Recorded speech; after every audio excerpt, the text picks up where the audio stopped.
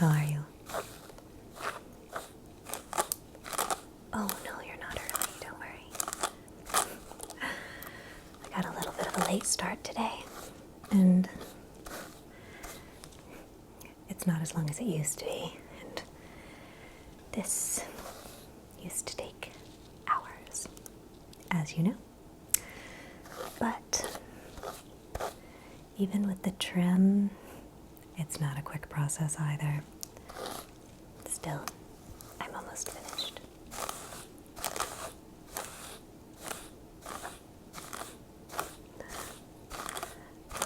Anyway, isn't it strange the things people become famous for? I mean, there are people in this world like you who do truly amazing things. And then there are people like me who, well, I suppose that some kind of amazing, or at least interesting things have happened to me. You've been there all along, you know. But even so, there are better stories to tell. So, here's the big news. Someone wrote a story about me. And it is ridiculous. And so I had to share it with you, of course. Okay. I'm almost embarrassed to read it to you. Don't worry, you'll hear it. I'm not just gonna throw that out there and then not tell it to you. But I do really, really appreciate you coming over today. I read it for the first time on my own, and I just needed someone to talk with about it. Because, I mean, if this gets popular, if this sells, this is going to be the story. This is going to be how people think about me, whether I like it or not.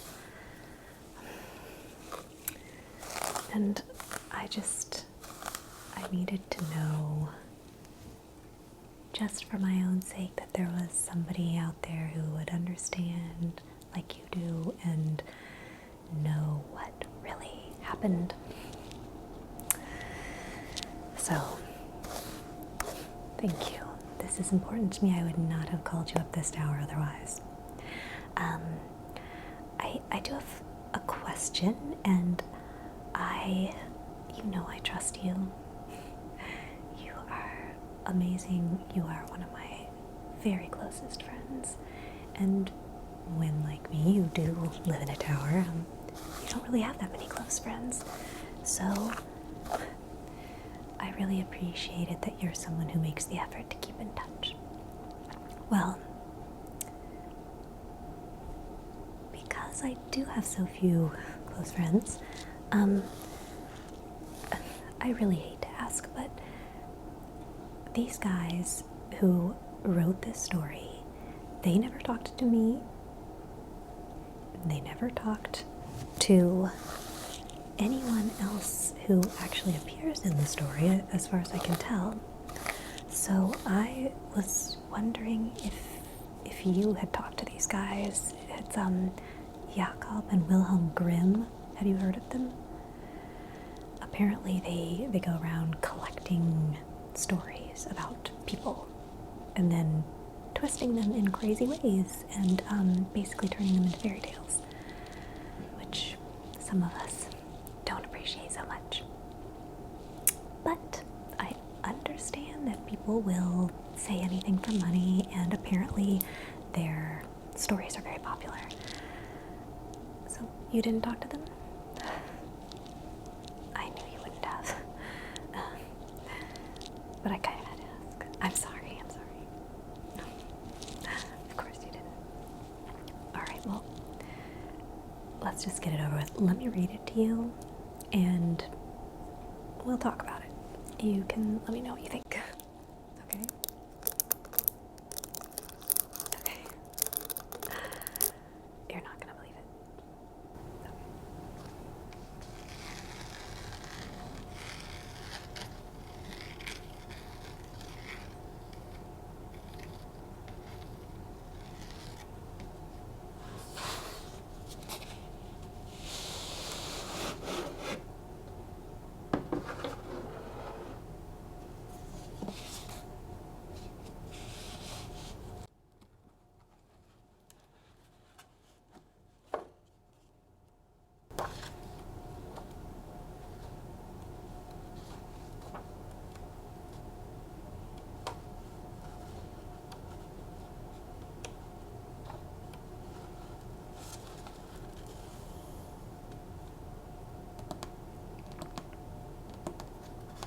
There once lived a man and his wife who had long wished for a child, but in vain.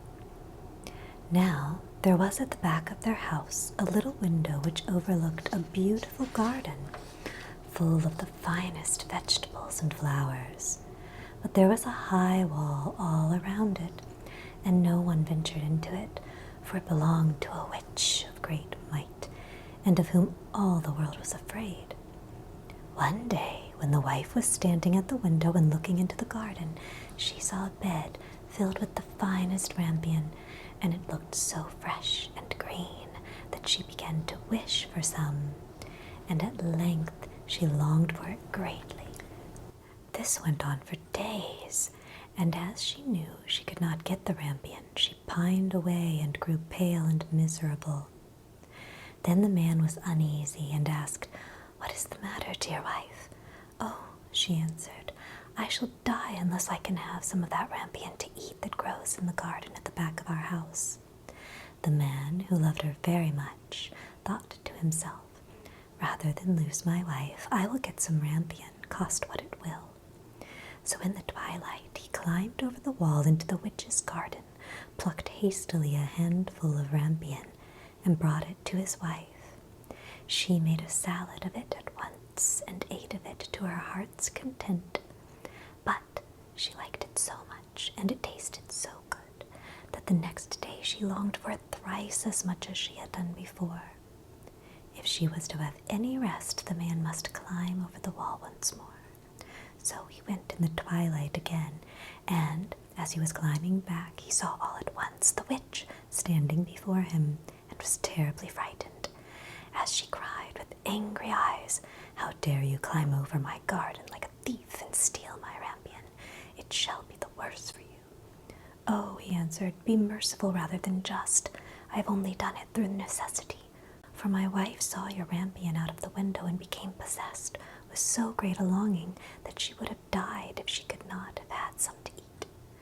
Then the witch said, "If it is all as you say, you may have as much rampion as you like, on one condition, that the child that will come into the world must be given to me. It shall go well with the child, and I will care for it like a mother."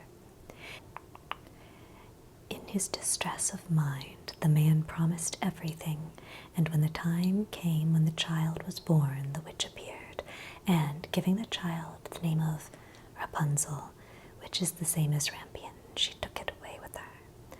Rapunzel was the most beautiful child in the world.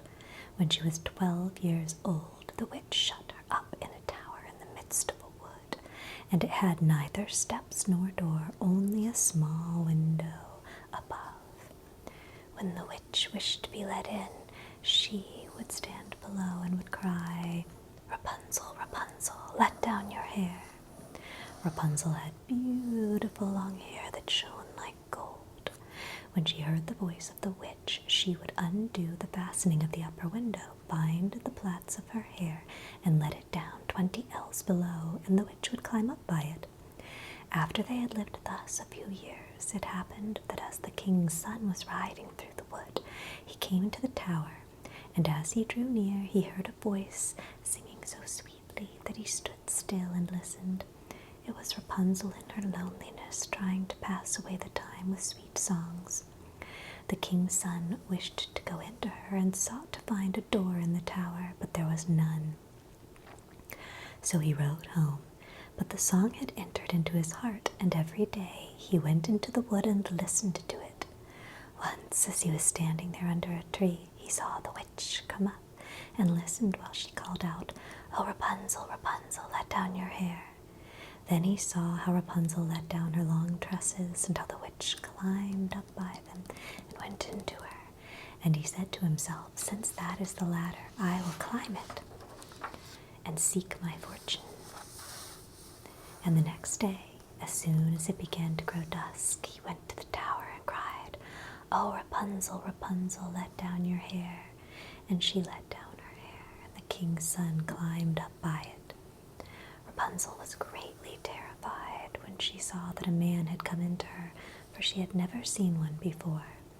But the king's son began speaking so kindly to her and told her how her singing had entered into his heart, so that he could have no peace until he had seen her himself. Then Rapunzel forgot her terror, and when he asked her to take him for her husband, and she saw that he was young and beautiful, she thought to herself, "I certainly like him much better than old Mother Gothel." And she put her hand into his, saying, "I would willingly go with you, but I do not know how I shall get out.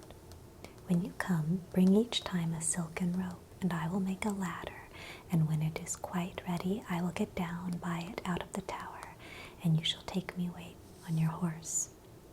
They agreed that he should come to her every evening, as the old woman came in the daytime. So the witch knew nothing of all this, until once Rapunzel said to her unwittingly, "Mother Gothel, how is it that you climb up here so slowly, and the king's son is with me in a moment?" "Oh, wicked child," cried the witch, "what is this I hear? I thought I had hidden you from all the world, and you have betrayed me." In her anger, she seized Rapunzel by her beautiful hair, struck her several times with her left hand, and then, grasping a pair of shears in her right, snip, snap, the beautiful locks lay on the ground. And she was so hard-hearted that she took Rapunzel and put her in a waste and desert place, where she lived in great woe and misery. The same day on which she took Rapunzel away, she went back to the tower in the evening and made fast the severed locks of hair to the window hasp. And the king's son came and cried, "Rapunzel, Rapunzel, let down your hair." Then she let the hair down, and the king's son climbed up, but instead of his dearest Rapunzel, he found the witch looking at him with wicked, glittering eyes. "Aha," cried she, mocking him, "you came for your darling, but the sweet bird sits no longer in the nest and sings no more. The cat has got her, and will scratch out your eyes as well. Rapunzel is lost to you. You will see her no more." The king's son was beside himself with grief, and in his agony he sprang from the tower. He escaped with his life, but the thorns on which he fell put out his eyes. Then he wandered blind through the wood, eating nothing but roots and berries, and doing nothing but lament and weep for the loss of his dearest wife. So he wandered several years in misery, until at last he came to the desert place where Rapunzel lived with her twin children that she had borne, a boy and a girl. At first he heard a voice that he thought he knew, and when he reached the place from which it seemed to come, Rapunzel knew him, and fell on his neck and wept. And when her tears touched his eyes, they became clear again, and he could see with them as well as ever. Then he took her to his kingdom, where he was received with great joy, and there they lived long and happily.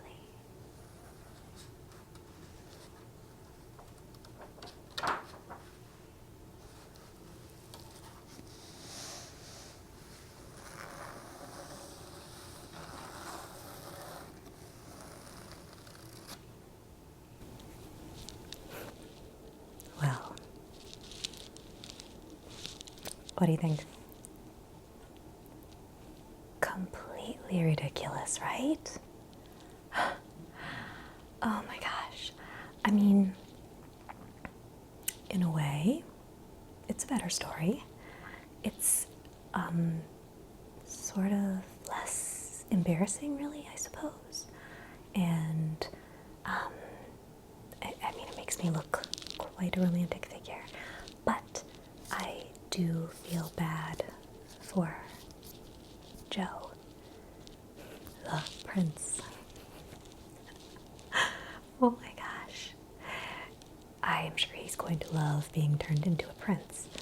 But, yeah, as far as that goes. I mean, that whole witch thing, you and I both know that there was no witch.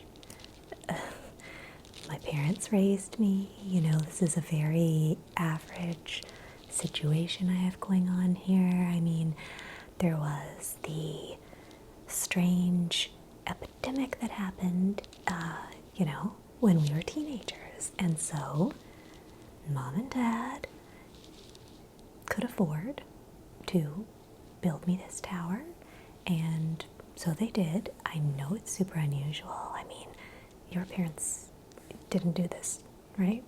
Right. I mean, I know I'm the only kid who ended up being pulled out of school and put up in a tower. It's very unusual, sure. But there was no witch. There was the day when Joe came to visit, and I mean, things had been amazing between us, like so good, so good. But, I mean, previously, he had always called before he was coming. And so on that day, as you know, I was drying my hair out the window, and I had just gotten out of the shower. I had no makeup on. I mean, I had like pulled on this old sweatshirt, and I wasn't looking great, okay? But I didn't think it was that bad. I mean, does a little makeup really make that much difference? I mean, I always wear it now because I don't want anything like that to happen again, but dude climbed up the window using my hair. I mean, I had that whole pulley system worked out, you know, so that, you know the whole thing. I couldn't feel it. He got up there, took one look at me, shrieked. I mean, the look on his face really was priceless. But he was so shocked at my incredibly repulsive, non-made-up face, apparently, that he just fell backwards. What? Wait, what did he tell you? Are you serious? Oh my gosh. All these years, and I've been doing this face. I mean, I do my face before I go to bed now. Oh my gosh. So you're saying he climbed up, he saw his reflection in the mirror behind me, and that's what scared him? I mean, I had moved the mirror. It was in a new spot, and it never would have happened before, but oh, Joe. Me. Oh my gosh, I cannot. Thank you for telling me.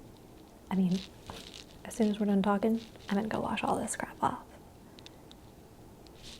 Who am I trying to impress anyway? Oh, you are very sweet. Well, you look great every day. I've seen you with, I've seen you without, I've seen you, you know. You always look amazing. Oh, thank you. Gosh. Man, poor Joe, I felt so guilty about that all these years. And all the surgery he had to have from that fall. My gosh.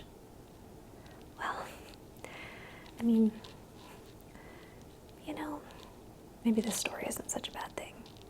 I mean, the vibe kind of works. Like, I feel like in a way it stayed sort of true to just, yeah, my vibe, you know what I mean?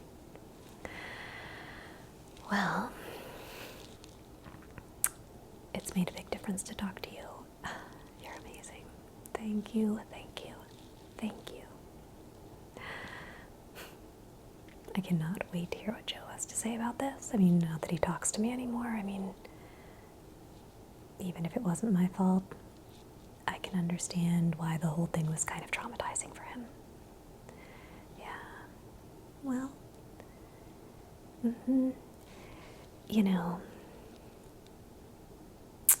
maybe it'll be good for Joe to read this story. He's a prince. He has this whole, like, romantic experience.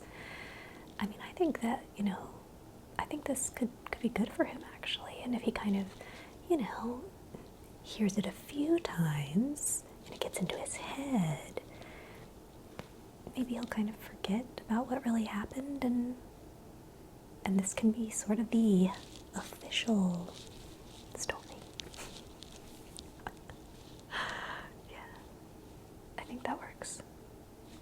All right, well, Brothers Grimm, thank you to them. Maybe after all.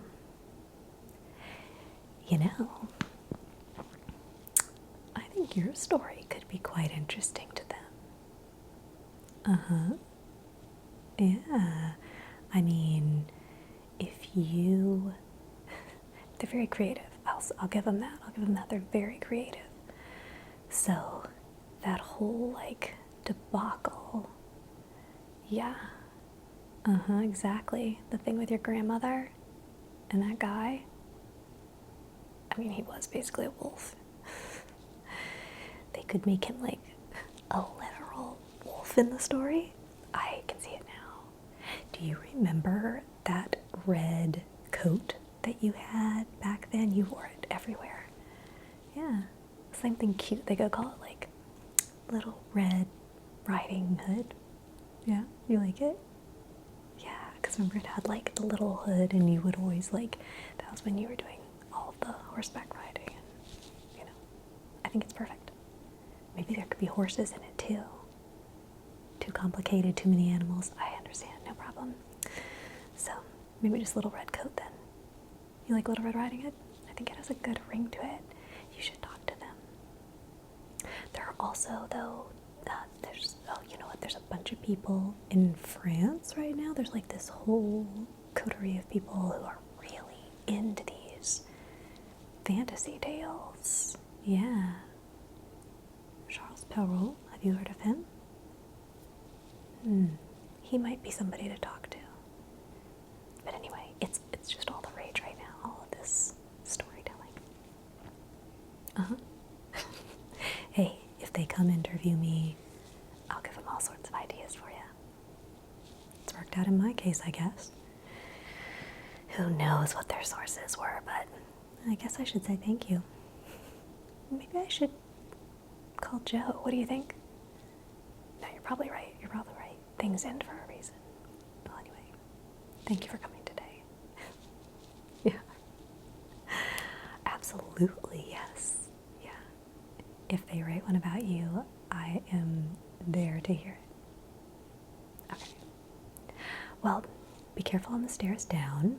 Since the hair is short now, we don't have the whole pulleys and levers and swing business going on. So, okay, yeah. It's a good workout anyway. All right, sweetheart. Thank you for coming.